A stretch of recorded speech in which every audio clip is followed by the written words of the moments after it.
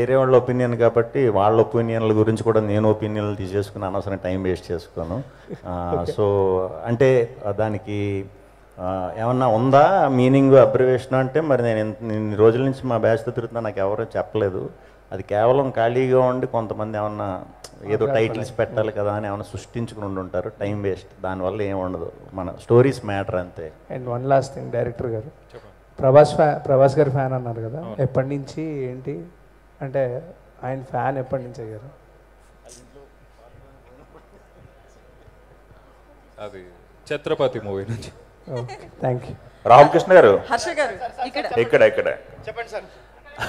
చేయొద్దండి sir. Sir okay. Venu గారు నమస్కారం అండి. నమస్తే అండి. చెప్పండి సార్.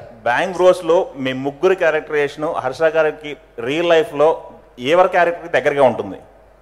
మా ముగ్గురు క్యారెక్టర్లో ఈయన క్యారెక్టర్ ఏది దగ్గరగా ఉంటుంది? రియల్ లైఫ్లో ఎలా ఉంటారు? మా ముగ్గురిని మిక్సర్లో వేసి బాగా గుజ్జు చేసి బయటికి లాగిన తర్వాత పిప్ వస్తుంది కదా సార్, ఆ పిప్పికి ఉన్న క్యారెక్టర్ ఈయన క్యారెక్టర్కి చాలా దగ్గరగా ఉంటుంది సార్. ఓకే. ఇంకొకటి విష్ణు గారు సార్ చెప్పండి. ఐపీఎల్ సీజన్ స్టార్ట్ అయింది. అవును. దాని ఎఫెక్ట్ ఏమైనా మన సినిమాపై ఉంటుంది, కలెక్షన్ పై ఉంటుందేమో మీకు ఏమైనా అనిపించిందా? డెఫినెట్గా ఉంటుంది. ఎందుకంటే మనం ఐపీఎల్ అనేసరికి చాలామంది ఇప్పుడు బెట్టింగ్ వేస్తాం, లేకపోతే మా టీం నగ్గుతుంది, పక్క టీం నగ్గుతుంది అని చాలా స్ట్రెస్ అయిపోతారు. దానికి స్ట్రెస్ బస్టర్ కింద అయితే డెఫినెట్గా వర్క్ అవుతుందని అనుకున్నాం. అలాగే వర్క్ అవుతున్నాయండి, చాలా బాగా వర్క్ అవుతుంది. రేపు ఇంకా గట్టిగా వర్క్ అవుతుంది. ఈరోజు ఎస్ఆర్హెచ్ మ్యాచ్ ఉంది కదా. ప్రొడ్యూసర్ గారు దీనికి ఏం చెప్తారండి? మీరు చెప్పాలి లెక్కలు అనేది. ఏంటి సార్? సారీ, అన్ని లెక్కలు చెప్పేయమంటున్నారు సార్ మిమ్మల్ని. కలెక్షన్స్ ఎలా ఉన్నాయి, ఓపెనింగ్స్ ఎలా ఉన్నాయి? ఐపీఎల్ సీజన్ స్టార్ట్ అయింది కదా. లేదండి, చాలా బాగుంది కలెక్షన్స్. మూవీకి దాని మీద పెద్ద ఎఫెక్ట్ ఏం లేదండి. ఓకే. బికాస్ ఆడియన్స్ అందరికి బాగా నచ్చింది కాబట్టి అదేం ప్రాబ్లం లేదు. ఓకే. థియేటర్స్ ఏమైనా పెంచే ఆలోచన ఉందా? టాక్ బాగుంది కదా. లేదండి, ఇప్పుడు సరిపోతాయి. ఓకే. ఉన్న థియేటర్లన్నీ పెట్టేశారండి ఆల్రెడీ.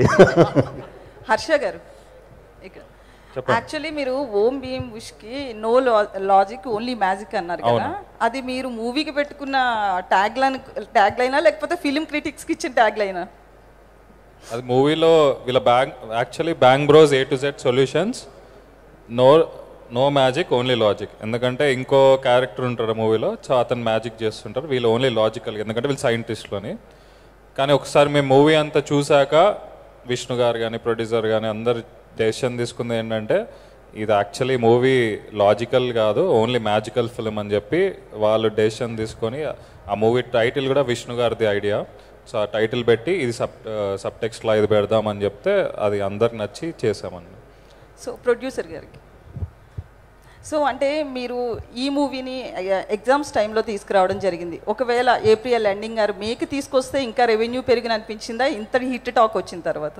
లేదండి, ఆల్మోస్ట్ ఎగ్జామ్స్ అయిపోతున్న టైం కదండి. So we thought will give the first punch in the summer. So అదేం లేదండి, it's a good time actually.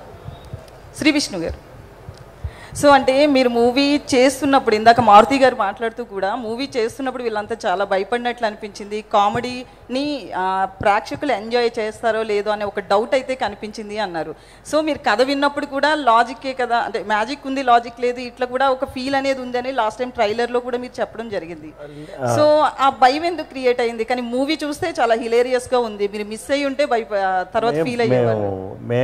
మా భయం ఏం లేదండి సినిమాలో. ఇన్ఫ్యాక్ట్ సినిమాలో కూడా నేను భయపడినా ఇక్కడ కదా, నాకు సాఫ్టే కాబట్టి భయపడి అయితే 100% చేయలేదు. మేము మంచిగా ఎంజాయ్ చేస్తానే చేసాం మేము ముగ్గురం అయితే ఇది ఆ ఎపిసోడ్లు అన్నీ కూడా. సో అంటే కథ విన్నప్పుడు కావచ్చు లేదా సెట్టింగ్స్ చేస్తున్నప్పుడు కావచ్చు, మీరు నిజంగానే ఇంత కాన్ఫిడెంట్ ఉందా? అంటే కాన్ఫిడెంట్ ఎందుకున్నానంటే కొంచెం స్టోన్ జానర్ కామెడీ అనేది మన తెలుగుకి పెద్దగా చేయలేదు, ఎవరు తెలియదు కూడా, జానర్ చాలామందికి కూడా తెలియదు. సో ఫస్ట్ టైం ఒక కొత్త జానర్ అలాంటి పాయింట్తో వస్తున్నాను కాబట్టి చాలా కాన్ఫిడెంట్గా ఉన్నా. అంటే ఏది ఫస్ట్ చేసినా దానికంటే కూడా దాన్ని ఫాలో అయ్యి చేసే రిజల్ట్ ఎప్పుడు బాగుంటుంది, ఏది దేంట్లో తీసుకున్నా. అంటే ప్రాక్టికల్గా మీరు చూస్తే సో అది నేను ఎప్పుడు చేసినా ఫస్ట్ నుంచి కొంచెం యూనిక్ స్క్రిప్ట్సే చేశాను కాబట్టి అది నాకు ఇప్పుడు అలవాటు అయిపోయింది. ఫస్ట్ నేను ఏదన్నా చేసేటప్పుడు పర్టికులర్ ఇలాంటి జానర్లు అది ఎత్తుకున్నప్పుడు ఫస్ట్ అటెంప్ట్ నాది కదా, దీన్ని ఎంత బెస్ట్ ఇవ్వగలుగుతానే చూస్తాను తప్పితే ఇంకా అసలు వన్స్ దిగాక ఇంక భయపడటం అదంతా ఉండదండి. అంటే ఈ మూవీలో బిఫోర్ ఆఫ్టర్లా ఉంది మీ కెరియర్, ఎందుకంటే అంటే కెరియర్ అని కాదు, మీ యాక్టింగ్ కావచ్చు, దాంతోపాటు డైలాగ్ డెలివరీ చాలా మాడ్యులేషన్ చేశారు. అంటే కావాలని స్క్రిప్ట్కి యాప్ట్ అవుతుందని మీరు అనుకున్నారా ఇట్లా చేయాలని, లేదు శ్రీహర్ష చెప్పారా?